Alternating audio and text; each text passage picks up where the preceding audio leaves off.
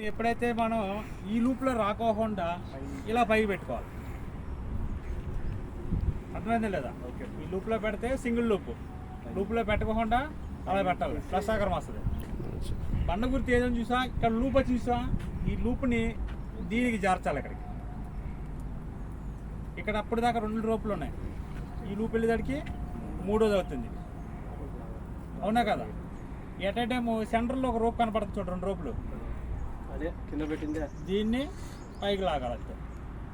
దీన్ని ఇలా జారుస్తూ పైకి వచ్చిందనుకో డబుల్ లూప్ వచ్చేస్తుంది. మళ్ళీ చూపిస్తాను. ఓకే. ఇలా పెడితే కనుక సింగిల్ లూప్ వస్తుంది. దాన్ని ఈ విధంగా పెట్టుకున్నాం అనుకో, జస్ట్ దాన్ని ఇలా టర్న్ చేస్తే దీని దగ్గరికి వెళ్ళాలి. ఇది ఇందాడు వేసాడు గణేష్, ఇలా తీసేస్తున్నాడు. క్లియరా? అది అలా వస్తుంది అన్నమాట. దీన్ని ఎప్పుడైతే దీనికి జాయింట్ చేయాలి.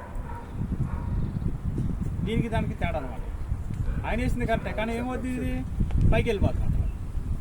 ఇలా వస్తుంది. ఇది టైట్ అవుతూ ఉంటుంది అన్నమాట. ఇలా వస్తుంది. జస్ట్ ఈ కింద వస్తుంది.